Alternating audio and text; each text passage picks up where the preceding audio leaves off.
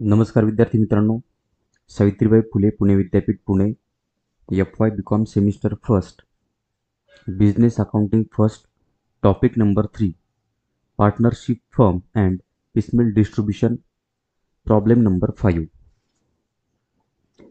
A, B and C were in partnership sharing profit and losses in the ratio of 5:3:2. मित्रांनो ABC हे 3 partners आहेत. त्यांचा profit sharing ratio आहे 5:3:2. On 31st December 2023, their balance sheet was as follows. 31 December 2023 या तारखेचं त्यांचं balance sheet आपल्याला खाली दिलेलं आहे. मित्रांनो टॉपिक अतिशय सोपा आहे. पार्टनर्स आहेत 3, त्यांना त्यांचा व्यवसाय बंद करायचा आहे. व्यवसाय बंद करायचा म्हटल्यानंतर त्यांच्याकडे असणारे ते ॲसेट रिअलाइज करतील, ॲसेट विकतील आणि आलेल्या पैशातून लायबिलिटीज पेड करतील. ॲसेट रिअलाइज करणे आणि लायबिलिटीज पेड करणे. फक्त एक गोष्ट लक्षात ठेवायची, लायबिलिटीज पेड करताना त्यांना एक विशिष्ट सिक्वेन्स आहे आणि त्या सिक्वेन्सनेच आपल्याला लायबिलिटीज पेड कराव्या लागतात. बॅलन्स शीटच्या ॲसेट साईडला बघितलं तर आपल्याला कॅश दिसत आहे. कॅश आहे 15,000 रुपये. या कॅशचा वापर सुद्धा आपल्याला ॲसेट रिअलाइज करताना होणार आहे, लायबिलिटीज पेड करताना होणार आहे. मित्रांनो बॅलन्स शीटच्या लायबिलिटी साईडला जर बघितलं तर पहिला प्रेफरन्स आपण कुणाला देणार आहोत, कुठल्या लायबिलिटी सुरुवातीला पेड करणार आहोत, तर आपण बघितलं तर कॅपिटल बॅलन्स हा आपण सर्वात शेवटी देतो. त्यानंतर आहे जनरल रिझर्व्ह फंड. हा आपण काय करतो, कॅपिटल बॅलन्समध्ये ॲड करतो. जनरल रिझर्व्ह फंड म्हणजे हा राखीव निधी आहे. ही एक प्रकारची कॅश आहे, ती आपण कॅपिटल बॅलन्समध्ये ॲड करतो. त्यानंतर आहे बँक लोन, ज्यामध्ये सेक्युर्ड म्हटले. त्यानंतर आहे क्रेडिटर्स आणि मिस एज लोन. मित्रांनो बँक लोन, सेक्युर्ड आणि क्रेडिटर्स आणि मिस एज लोन या तिघांमध्ये पहिला प्रेफरन्स कुणाला असेल, तर तिघांमध्ये पहिला प्रेफरन्स असेल जे सेक्युर्ड आहे ते आपण सुरुवातीला देणार. बँक लोन आणि सेक्युर्ड म्हटलं म्हणजे काय, आपण बँकेकडनं लोन घेतलं आणि लोन घेताना काहीतरी प्रॉपर्टी मॉर्गेज दिलेली आहे, म्हणून बँक लोन आपण सर्वात सुरुवातीला पेड करणार. बँक लोन ही एक थर्ड पार्टी लायबिलिटी आहे आणि क्रेडिटर्स आणि मिस एज लोन हे या दोन सुद्धा थर्ड पार्टी लायबिलिटी आहे. म्हणजे सुरुवातीला देणार बँक लोन आणि त्यानंतर क्रेडिटर्स आणि मिस एज लोन. मित्रांनो क्रेडिटर्स आणि मिस एज लोन या दोनही थर्ड पार्टी लायबिलिटी आहे. आता एज लोन म्हटलं असतं तर ते पार्टनर लोन झालं असतं, पण मिस एज लोन हे आहे थर्ड पार्टी लायबिलिटी. आता क्रेडिटर्स आणि मिस एज लोन दोघांचंही आपण सोबत देणार. प्रो राटा बेसिसनुसार आपण दोघांना काय करणार, पैसे पेड करणार आहोत. यानंतर आता आपण जातोय पुढे. मित्रांनो या ठिकाणी आपण बघितलं तर the firm was dissolve on 1 January and asset realise gradually as follows. त्यांनी ठरवलेलं आहे त्यांचा व्यवसाय त्यांना बंद करायचा आहे 1 जानेवारीला आणि त्यांच्या ॲसेट ज्या रिअलाइज झाल्या त्या आपल्याला खालीलप्रमाणे दिलेल्या आहेत. बघा 15 जानेवारीला लँड, फर्निचर, बुक डेप्ट आणि स्टॉक. आता या 4 ॲसेट आहेत. मग आता 15 जानेवारीला काय झालंय, तर आपण या ठिकाणी बघू शकतो लँड, फर्निचर, बुक डेप्ट आणि स्टॉक सगळ्यांची मिळून आपण त्या ठिकाणी एक रक्कम घेणार. म्हणजे एवढे पैसे आपल्याला 15 जानेवारीला मिळाले. त्यानंतर 24 फेब्रुवारीला 20,000, 20,000, 10,000 आणि 1,000. त्या पद्धतीनं 7 मार्च आणि 30 एप्रिलला आपल्याला ॲसेट रिअलाइज करून पैसे मिळालेले आहेत. त्यानंतर मित्रांनो खाली आपल्याला काही ॲडजस्टमेंट दिसत आहेत, तर त्या काय ॲडजस्टमेंट आहेत बघूया. Sum of ₹2,500 was kept reserve for meeting realisation expenses. 2,500 रुपये आपल्याला रिअलायझेशन एक्सपेन्सेससाठी त्याची प्रोव्हिजन करायची आहे. म्हणजे ॲसेट रिअलाइज करण्यासाठी जो खर्च येणार आहे त्यासाठी आपण तरतूद करून ठेवली 2,500 रुपयांची. ते आपल्याला सुरुवातीला आपल्या कॅश बॅलन्समधनं लेस करावे लागतील. And actual expenses of ₹2,000 were made finally on 30 April 2024. आणि ज्यावेळेला ॲक्च्युअली सगळ्या लायबिलिटीज पेड करताना एक गोष्ट लक्षात आली, आपण जे रिअलायझेशन एक्सपेन्सेससाठी प्रोव्हिजन करून ठेवली होती त्यामध्ये ॲक्च्युअल 2,000 रुपयेच खर्च आला आहे. म्हणजे आपला 500 रुपये तसेच शिल्लक राहतील. ते सुद्धा आपल्याला कॅश बॅलन्समध्ये ॲड करून नंतर पार्टनर्स कॅपिटलला ते द्यावे लागतील. मित्रांनो बघा, सर्वात शेवटी आपल्याला काय सांगितलं, you are required to show the distribution of cash on the basis of quotient method. मित्रांनो या मेथडने आपल्याला हा प्रॉब्लेम सोडवायचा आहे. 2 स्टेटमेंट तयार करायचे आहेत. आत्ताशी मित्रांनो या ठिकाणी प्रॉब्लेम संपलेला आहे. मी फक्त आपल्याला प्रॉब्लेम एक्सप्लेन केलेला आहे. आता या प्रॉब्लेम नंतर आपल्याला पुढे जायचे आहे सोल्युशनकडे. पहिलं स्टेटमेंट. मित्रांनो हे आहे पहिलं स्टेटमेंट. आपल्याला हे स्टेटमेंट कसं बनवायचं ते मी आपल्याला डिटेल्समध्ये या ठिकाणी सांगणार आहे. स्टेटमेंट शोईंग सरप्लस कॅपिटल वर असं आपण या ठिकाणी टायटल देणार. 2 कॉलम असतात. पहिला असतो पर्टिक्युलर आणि दुसरा असतो कॅपिटल. मग कॅपिटलमध्ये जेवढे पार्टनर्स असतील तेवढ्यांचं आपण या ठिकाणी कॅपिटल घेणार ABC. त्यानंतर आपण मित्रांनो या ठिकाणी घेणार कॅपिटल बॅलन्स, जो आपल्याला बॅलन्स शीटच्या लायबिलिटी साईडला दिलेला आहे. Aचा कॅपिटल बॅलन्स आहे 70,000, Bचा 57,000 आणि Cचा 13,000. त्यानंतर कॅपिटल बॅलन्समध्ये आपण काय करतो, रिझर्व असेल, जनरल रिझर्व आपण या ठिकाणी ऍड करणार. मित्रांनो जनरल रिझर्व बॅलन्स शीटच्या लायबिलिटी साईडलाच आहे. जनरल रिझर्वची रक्कम आहे 10,000. तो 5 3 2 हा त्यांचा प्रॉफिट शेअरिंग रेशो आहे. प्रॉफिट शेअरिंग रेशोमध्ये ऍड करणार 5,000, 3,000 आणि 2,000. आणि जो बॅलन्स येईल त्याला म्हणणार ॲडजस्टेड कॅपिटल. मग ॲडजस्टेड कॅपिटल बॅलन्स आला मित्रांनो 75,000, 60,000 आणि 15,000. त्यानंतर आपण आता पुढे घेणार प्रॉफिट शेअरिंग रेशो 5 3 2 हा प्रॉफिट शेअरिंग रेशो लिहिणार. त्यानंतर यावरून आपण काढणार युनिट व्हॅल्यू. युनिट व्हॅल्यू कशी काढणार, तर ॲडजस्टेड कॅपिटल भागिले प्रॉफिट शेअरिंग रेशो म्हणजे 75,000 भागिले 5 उत्तर येईल 15,000. 60,000 भागिले 3 20,000 आणि 15,000 भागिले 2 7,500. मित्रांनो युनिट व्हॅल्यूमध्ये सगळ्यात लहान रक्कम जी असते त्याला आपण बेस मानतो. 7,500 हा Cचा बेस आहे. मग या ठिकाणी बघा, लेस प्रपोर्शनेट कॅपिटल बेस C आणि बेस गुणिले आपण काय करणार, प्रॉफिट शेअरिंग रेशो म्हणजे 7,500 गुणिले 5 37,500, 7,500 गुणिले 3 22,500 आणि 7,500 गुणिले 2 15,000. मित्रांनो या ठिकाणी या रकमा आपल्याला ॲडजस्टेड कॅपिटलमधून लेस करायच्यात आणि मग जो बॅलन्स मिळेल त्याला आपण म्हणणार surplus capital.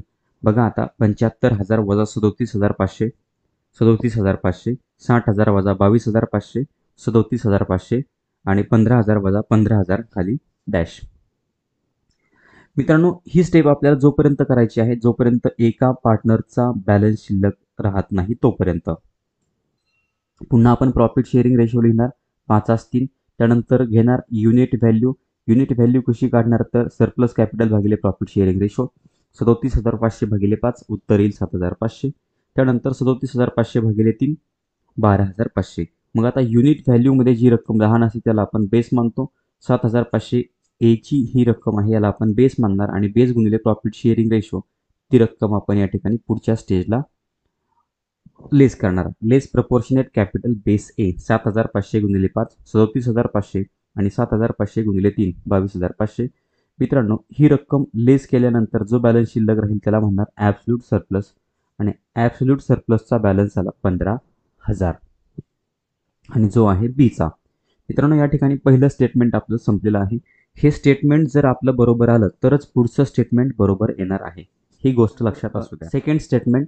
Statement showing distribution of cash as per quotient method. जे कॉलम आहेत ते नेहमीप्रमाणे आहेत. Date, particulars, cash. पहिले 3 कॉलम यामध्ये कुठलाही बदल होत नाहीये. डेट, पर्टिक्युलर आणि कॅश.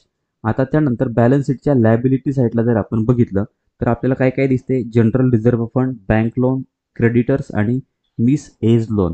तर यामध्ये जनरल रिझर्व्ह फंडची रक्कम आपण पार्टनर्स कॅपिटल बॅलन्समध्ये ॲड करतो, त्यामुळे त्याचा सेपरेट कॉलम होणार नाही. बँक लोन सेक्युर्ड आहे ते आपण सुरुवातीला देणार आहोत, म्हणजे कॅश नंतरचा कॉलम असेल बँक लोन, कारण की ते सेक्युर्ड आहे. आणि क्रेडिटर्स आणि मिस एज लोन हे दोनही थर्ड पार्टी लायबिलिटी आहे आणि दोघांनाही आपण पैसे प्रो राटा बेसिसनुसार देणार आहोत. मग त्यानंतर क्रेडिटर्स, त्यानंतर मिस एज लोन आणि सर्वात शेवटी मग कॅपिटल बॅलन्सेस, त्यामध्ये A, B आणि C असे कॉलम तयार करून घेणार मित्रांनो. त्यानंतर आता लिहिणार 1 जानेवारीला आपल्याला balances as per balance sheet. Balance शीटनुसार हे सगळे बॅलन्स लिहून घ्यायचे. कॅश बॅलन्स, बॅलन्स शीटच्या ॲसेट साईडला बघितलं तर कॅश बॅलन्स आहे 15,000. बँक लोनची रक्कम आहे 5,000.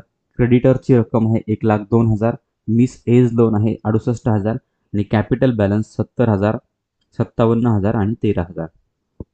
मित्रांनो बॅलन्स शीटनुसार हे सगळे बॅलन्स लिहिल्यानंतर आपल्याला बॅलन्स शीटच्या लायबिलिटी साईडला असताना जनरल रिझर्व्हचा जो बॅलन्स आहे तो कॅपिटल बॅलन्समध्ये ॲड करावा लागेल. ॲड जनरल रिझर्व्ह फंड त्यांचा जो प्रॉफिट शेअरिंग रेशो आहे त्या प्रॉफिट शेअरिंग रेशोमध्ये आपण ॲड करणार 5/3 रक्कम आहे 10,000. मग एच्या कॉलममध्ये 5,000, बीच्या कॉलममध्ये 3,000 आणि सीच्या कॉलममध्ये 2,000 या पद्धतीनं आपण रिझर्व्ह फंडची रक्कम ॲड केली. त्यानंतर खाली जो बॅलन्स शिल्लक राहील त्याला म्हणणार आपण बॅलन्स ड्यू. मग आता बॅलन्स ड्यू कॉलममध्ये जर बघितलं तर कॅश आहे अशीच 15,000 येणार, बँक लोन आहे असंच खाली 5,000 येणार, क्रेडिटर 1,02,000, मिस एज लोन 68,000 आणि कॅपिटल बॅलन्समध्ये फक्त बदल होईल 70,000 अधिक 5 75,000, 57,000 अधिक 3 60,000 आणि 13,000 अधिक 2 15,000.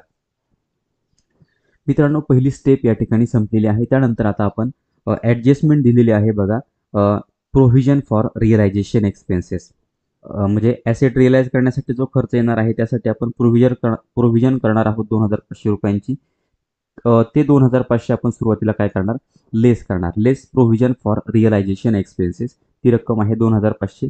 कॅश कॉलममध्ये लिहिले 2,500 आणि 15,000 आपल्याकडे कॅश आहे. 15,000 मधून 2,500 गेले, खाली बॅलन्स शिल्लक राहिला 12,500 आणि बाकीचे सगळे बॅलन्सेस आहेत तसेच येणार. मित्रांनो जो या ठिकाणी बॅलन्स शिल्लक राहतो त्याला आपण बॅलन्स ड्यू म्हणणार. आता प्रोव्हिजन फॉर रिअलायझेशन एक्सपेन्सेसची ॲडजस्टमेंट झाल्यानंतर आपल्याला एक नंबरला पेड करायचं आहे बँक लोन. मित्रांनो हे बँक लोन आहे 5,000 रुपये आणि आपल्याकडे आहेत 12,500. आपण बँक लोनची रक्कम देऊ शकतो.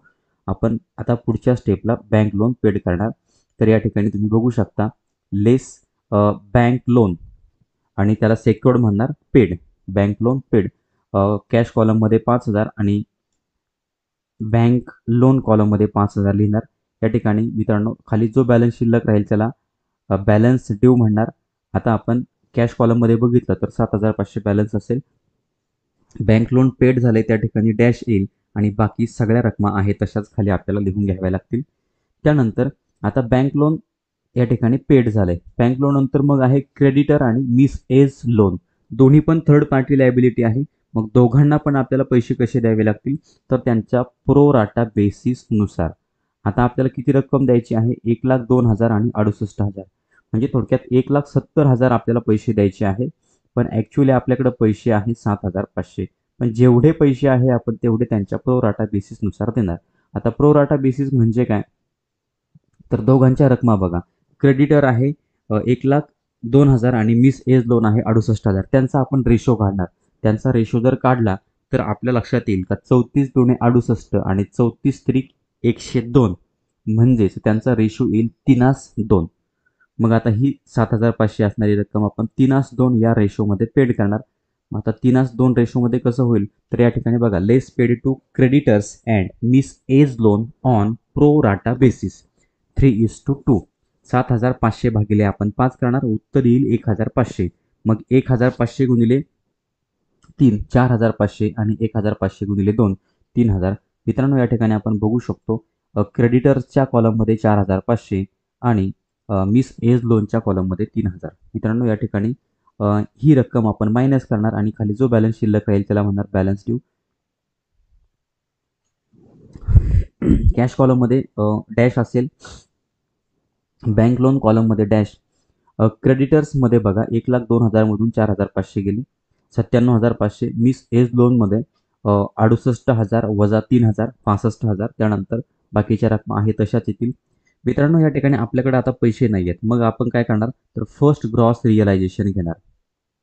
बघा या ठिकाणी आपण बघू शकतो फर्स्ट ग्रॉस रिअलायझेशन म्हणजे ॲसेट रिअलाइज करून आता आपल्याला किती पैसे मिळालेत तर आता सगळ्यांची आपण बेरीज करणार. लँड आहे 40,000, फर्निचर 10,000, बुक डेप्ट्स 2,500 आणि स्टॉक 10,000.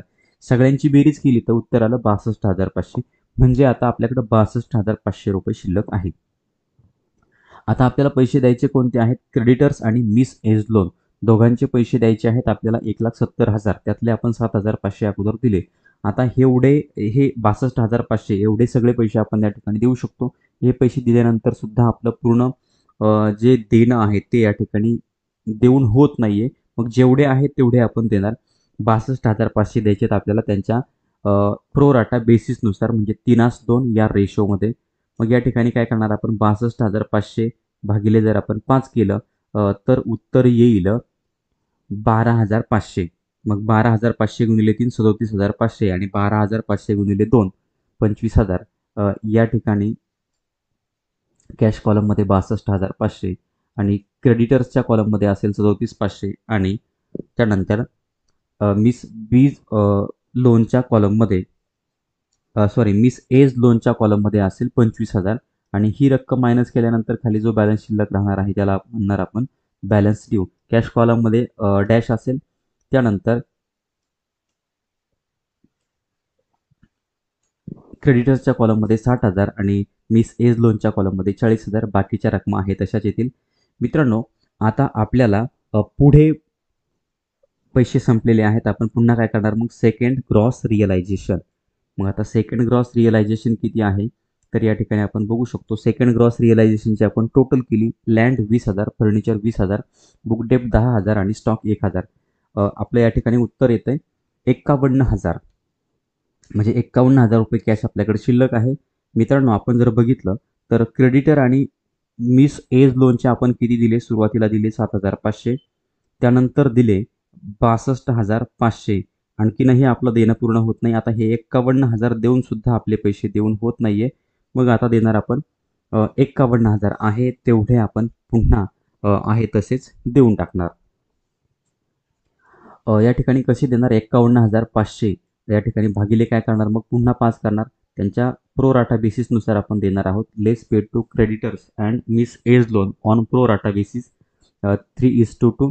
51,000 भागिले आपण 5 केलं तर या ठिकाणी उत्तर असेल 10,200. 10,200 गुणिले 3 30,600 आणि 10,200 गुणिले 2 20,400. मित्रांनो, या ठिकाणी ही रक्कम मायनस केल्यानंतर जो बॅलन्स शिल्लक राहील त्याला म्हणणार बॅलन्स ड्यू. क्रेडिटरच्या कॉलममध्ये आणखी 29,400 आणि मिस एज लोनच्या कॉलममध्ये 19,600. बाकीच्या रकमा आहे अशाच येतील. त्यानंतर आपण जातोय आता पुढच्या स्टेपकडे. मित्रांनो, पुन्हा आपले पैसे या ठिकाणी संपलेले आहेत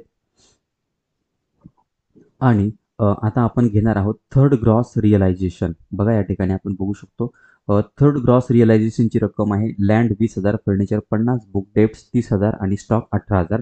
सगळ्यांची बेरीज केली तर होते 1,18,000. आणि मित्रांनो, या ठिकाणी आपलं आणखीन किती देणं आहे तर आणखीनही आपलं 49,000 देणं बाकी आहे. कुणाचं? क्रेडिटर्स आणि मिस एज लोनचं. मग आपल्याकडे 1,18,000 रुपये आहेत आणि आपले द्यायचे आहेत 49,000 रुपये. आपण पैसे देऊ शकतो. Less paid to creditors and miss as loan on pro rata basis 3:2. 49,000 द्यायचे. मग ते 49,000 भागिले आपण 5 करणार.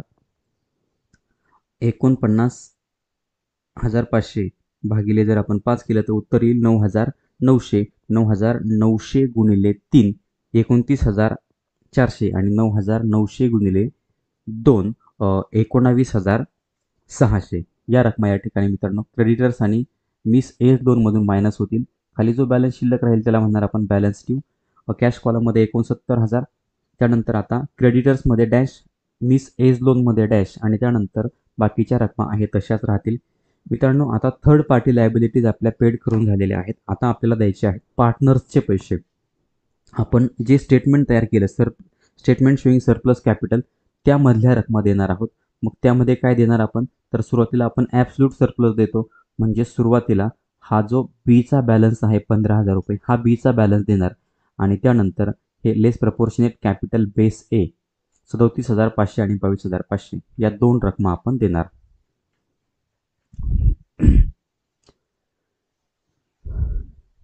मित्रांनो, या ठिकाणी या स्टेपपर्यंत आपण या ठिकाणी आलेलो आहोत. आता आपल्याला द्यायचे आहेत बीचे 15,000 रुपये. आपल्याकडे आहेत 69,000 रुपये आपण देऊ शकतो. आपण या ठिकाणी देणार लेस पेड टू बी आणि कॅश कॉलममध्ये 15,000 आणि बीचा जो कॅपिटल बॅलन्स आहे त्या कॉलममध्ये लिहिणार 15,000. ही रक्कम आपल्याला काय करायची आहे या ठिकाणी मायनस करायची आहे आणि मग खाली जो बॅलन्स शिल्लक राहील त्याला म्हणणार आपण बॅलन्स ड्यू. कॅश कॉलममध्ये 54,000 आणखीन आपल्याकडे शिल्लक आहेत. एस कॅपिटलमध्ये 75,000, बीस कॅपिटलमध्ये मित्रांनो 45,000 येतील कारण की 60,000 वजा 15,000 आणि सीज कॅपिटलमध्ये 15,000. त्यानंतर पुढची स्टेज आहे मित्रांनो, आपल्याला आता पैसे द्यायचे आहे ए आणि बीचे. या ठिकाणी लेस प्रपोर्शनेट कॅपिटल बेस ए म्हटलेलं आहे, त्या ठिकाणी आपल्याला पैसे द्यायचे आहे ए आणि बीचे 37,500 आणि 22,500. आपल्याकडे शिल्लक आहेत पैसे या ठिकाणी 54,000 आहेत, तेवढे पैसे आपण या ठिकाणी देणार, कारण की आपलं देणं आहे 37,500 अधिक 22,500. आपलं देणं आहे मित्रांनो 60,000. आपल्याकडे 60,000 नाही, आपल्याकडे 54,000 आहे तेवढे पैसे आपण देणार. लेस पेड टू ए अँड बी 5:3, 5:3 या रेशोमध्ये आपण या ठिकाणी ही रक्कम देणार आहोत एला आणि बीला. मग एच्या वाट्याला येतील 33,750 आणि बीच्या वाट्याला येतील 20,250. मित्रांनो 54,000 भागिले आपण काय करणार, 5 आणि 3 रेशोची बेरीज करणार. जे उत्तर येईल त्याला पुन्हा आपण 5ने गुणणार, ती रक्कम एला देणार. त्यानंतर पुन्हा 3ने गुणणार आणि जी रक्कम येईल ती आपण बीला देणार. खाली या ठिकाणी जो बॅलन्स शिल्लक राहील त्याला म्हणणार बॅलन्स ड्यू. मित्रांनो कॅश या ठिकाणी संपलेली आहे आणि आपण ए बी सीचे जर कॅपिटल बॅलन्स बघितले तर 41,250, 24,750 आणि 15,000. चला तर पुढच्या स्टेपकडे पुन्हा. पैसे आता आपल्याकडं शिल्लक नाही आहेत. कॅश कॉलममध्ये जर बघितलं तर आपण डॅश आहे. आता आपण पुन्हा पैसे घेणार ॲसेट रिअलाइज करून आणि त्याला म्हणणार फायनल ग्रॉस रिअलायझेशन डेट आहे 30 एप्रिल. मित्रांनो 30 एप्रिलला काय होते बघा, फायनल ग्रॉस रिअलायझेशन किती आहे, 20,000 अधिक 17,500 अधिक 2,500 अधिक 2,000. सर्वांची बेरीज केली तर 42,000 कॅश आपल्याकडे शिल्लक आहे. पण त्याही अगोदर आपण काय करणार, एक शेवटची ॲडजस्टमेंट आहे बघा. 30 एप्रिलला काय झालंय, या ठिकाणी ॲक्च्युअल एक्सपेन्सेस 2,000 रुपये झाले, म्हणजे बाकीचे उरलेले पैसे आपण या ठिकाणी ॲड करणार. तर या ठिकाणी ही ॲडजस्टमेंट आहे बघा, त्याला आपण म्हणणार add unutilised provision for realisation expenses. न वापरलेले रिअलायझेशन एक्सपेन्सेससाठी आपण जी प्रोव्हिजन करून ठेवली होती त्यातले काही पैसे आपण वापरलेले नाही आहेत. तर ते किती आहेत, ॲक्च्युअली प्रोव्हिजन केली आपण 2,500 आणि ॲक्च्युअल खर्च आला 2,000, म्हणजे आपले 500 अनयुटिलाइज आहेत, ते आपण काय करणार या कॅश बॅलन्समध्ये ॲड करणार.